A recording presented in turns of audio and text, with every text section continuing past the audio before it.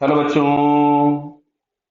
यहां लिखा है point source S natural frequency 256 hertz and receiver R moving along the same line with speed 10 meter per second towards a reflecting surface which is approaches with the speed u as shown in the figure.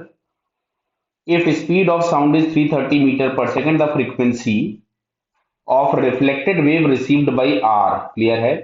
तो अब देखो, सबसे पहले तो यहाँ पे हम लोगों के पास क्या है कि ये जो रिफ्लेक्टिंग टारगेट है, यहाँ पे अगर हम किसी डिटेक्टर को लगा दें या किसी ऑब्जर्वर को बैठा दें तो ये फ्रीक्वेंसी कितनी रिसीव करेगा। तो फिलहाल अभी ये हमारे पास हो गया ऑब्जर्वर और ये हम लोगों के पास सोर्स है।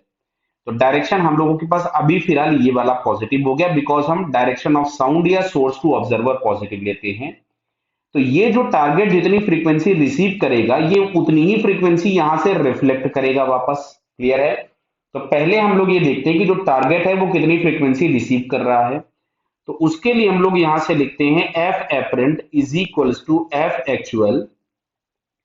ये आपके पास मिलेगा v minus V O upon v minus V S. ये हमने बेसिक फॉर्मूला लिख दिया। अच्छा, एक्चुअल फ्रीक्वेंसी गिवन थी 256। क्लियर है।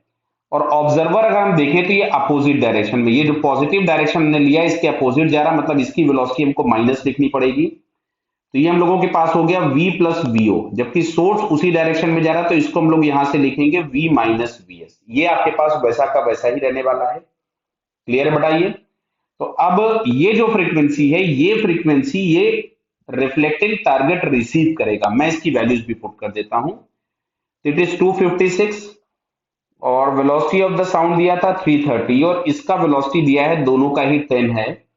तो ये हमारे पास हो गया 330 प्लस 10 हो जाएगा 340 और नीचे मिलेगा 330 माइनस 10 तो ये आएगा 320।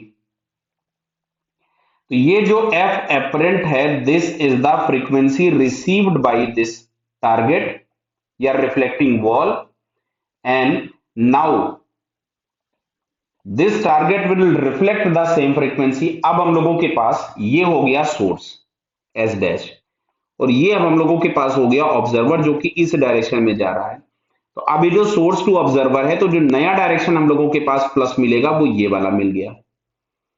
तो देखो, सोर्स तो अभी भी इसी डायरेक्शन में जा रहा है लेकिन ऑब्जर्वर इसके अपोजिट जा रहा है। क्लियर है। तो अब की बार अगर हम लोग यहां से लिखेंगे तो यहां से हमें रिलेशन मिलेगा F apparent dash is equals to F actual. ध्यान से सुनना, अब ये जो होगा वो एफ एक्चुअल हो गया।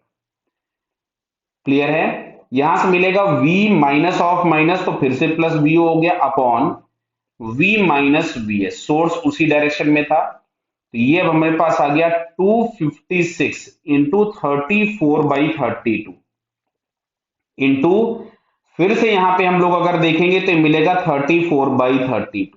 क्लियर है। क्यों? 330 प्लस 10 और 330 माइनस 10। क्लियर। तो इसको अब अगर हम लोग सॉल्व करें तो ये वैल्यू जो मिलेगी नियरली, ये नियरली वैल्यू हमारे पास आती है 289।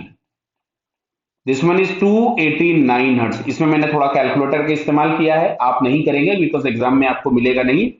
तो 289 हर्ट्ज आपको थोड़ा बहुत अप्रोक्सीमेटेड कैलकुलेशन करना पड़ेगा, जो कि यहाँ पे हम लोगों को बी ऑप्शन में दिया है 289।